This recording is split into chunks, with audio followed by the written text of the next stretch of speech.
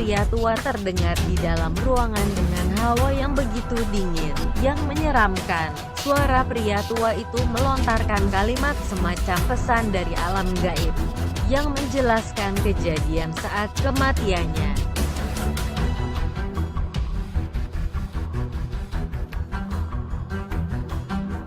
Sebelum aku mati, aku buta, dan kemudian aku mengalami pendarahan dan aku tertidur hingga mati di kursi di sudut bawah tangga. Suara menakutkan tersebut yang berhasil terekam dalam kaset ini adalah suara arwah Bill Wilkins, yang keluar dari mulut seorang gadis Janet Hodgson.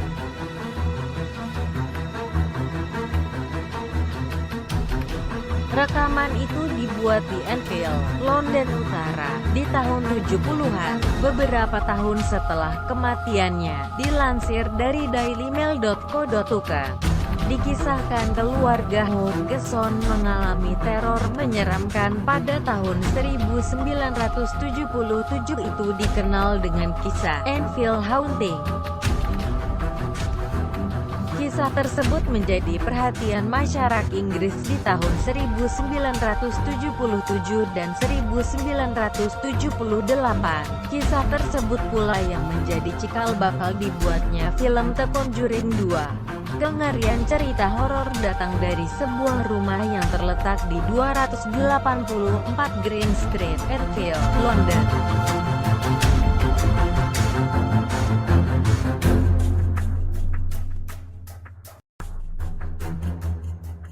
Rumah yang dihuni seorang ibu, Peggy Hodgson, serta anak-anaknya, Janet, Margaret, Johnny, dan Billy. Janet, satu-satunya anak yang dihantui oleh arwah bernama Bill Wilkins, penghuni rumah terdahulu yang sudah meninggal. Dalam video berjudul Revisiting Enfield yang mengawali proses pembuatan film The Conjuring 2, Margaret dan Janet Hodgson asli menuturkan kisah mereka.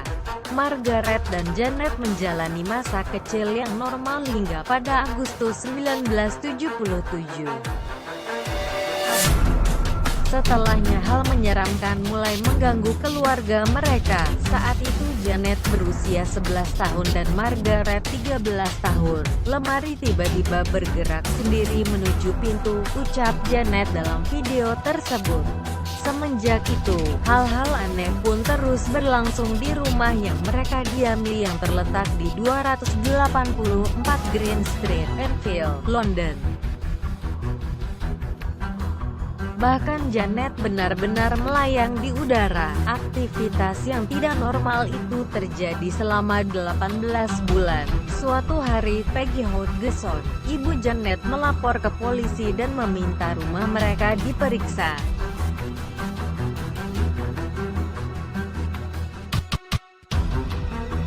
Anggota polisi yang memeriksa, Constable Caroline Hibbs, mengaku menemukan hal yang luar biasa di rumah itu. Ia mendengar ketukan di dinding, yang tak diketahui apa penyebabnya.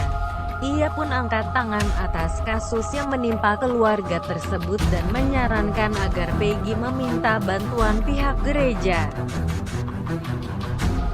Selanjutnya, keluarga meminta bantuan dari Society for Physical Research (SPR), lalu mereka dibantu Maurice Grosse dan Guy Leon Playfair, seorang ahli poltergeist yang kemudian menulis sebuah buku tentang kisah ini. Penulis Will Storr berbicara kepada Grosse yang sudah meninggal. Ketika meneliti buku sendiri Will Storr vs The Supernatural, yang juga memiliki kasus sama seperti ini. Grosse mengatakan, "Begitu aku sampai di sana, aku menyadari bahwa kasus itu nyata karena keluarga itu dalam keadaan buruk. Semua orang berada dalam kekacauan ketika saya pertama kali tiba di sana. Tidak ada yang terjadi untuk sementara waktu. Lalu aku mengalami potongan Lego terbang melintasi ruangan dan kelereng.